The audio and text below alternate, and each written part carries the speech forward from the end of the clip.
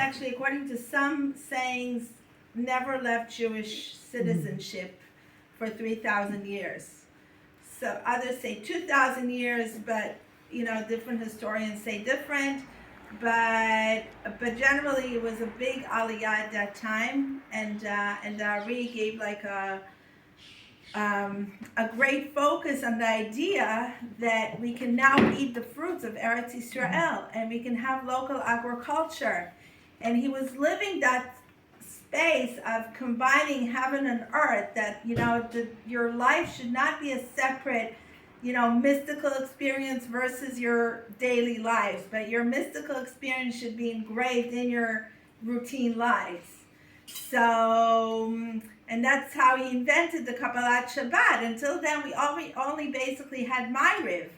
And he basically was the one who came and said, hey guys, like go into the field, breathe the air, see the birds, and experience life. See how great Hashem is, and what he brought into the world, and learn to appreciate it and feel it and vibrate it. So, and then he put the focus on the food of basically learning to appreciate the fruits of Eretz Yisrael. It's funny how today we celebrate Tu B'Shvat, ironically, mainly on dry fruits that we bring from Turkey or wherever, but the original Tu B'Shvat was celebrated by the fruits of Eretz Yisrael, and that's the idea that we celebrate the Rosh Hashanah Le'ilanot, the new year for the trees, but we also celebrate our connection to the land, and our spiritual connection to the land, and how our body, and the connection between the food and our spirit, basically. So like Tu B'Shvat is the fixing of basically learning how to eat mindfully, let's say. So, and today in our redemptive days, somebody present there? Behind you? Just push the button on the side. Yeah.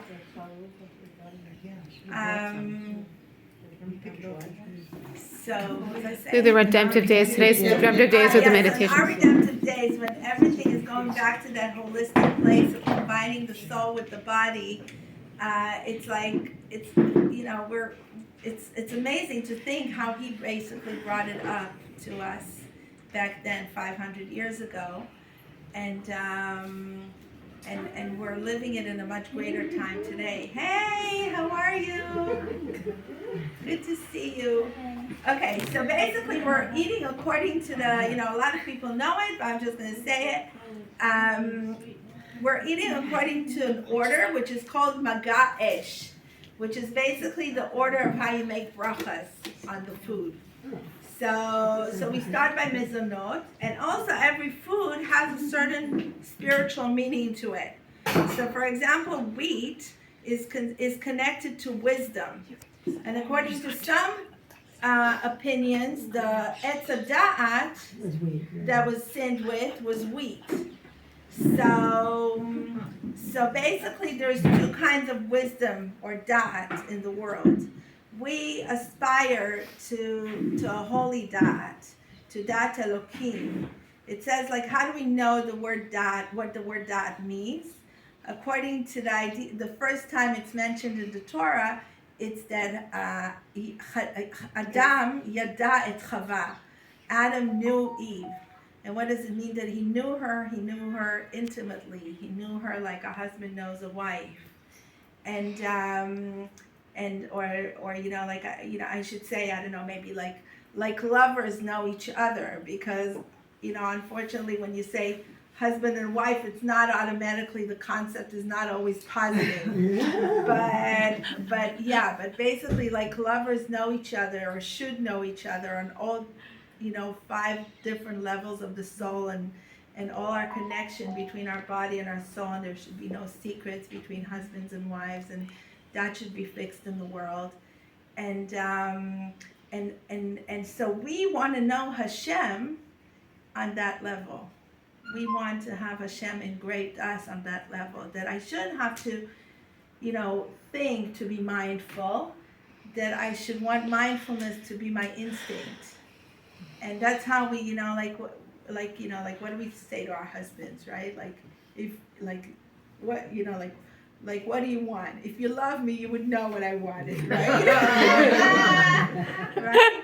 So our connection, right? It's not completely right either, speaking on psychological levels, and whatever self-promotive levels, but you get my, the essence of it, right? It's like we want this deep spiritual, mindful, meaningful connection with Hashem, as husband and wives should in the world.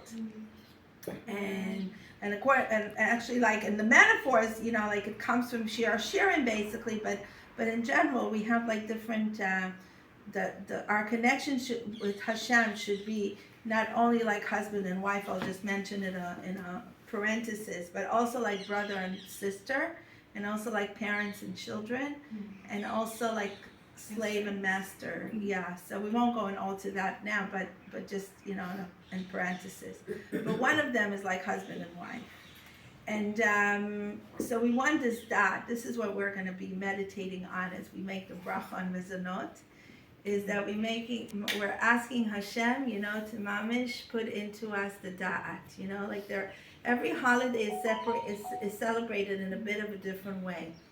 And for some holidays, and this is very much Tu Bishvat and Pesach, is that we're not only intellectualizing things, talking about them, singing about them, praying them, we're actually getting it into our guts. With the matzah on Pesach, and in Tu Bishvat with all the brachas. So, okay. Baruch atah Adonai Eloheinu melech haolam borei dinei mezonot. Now, Alma brought something. Amen. Is that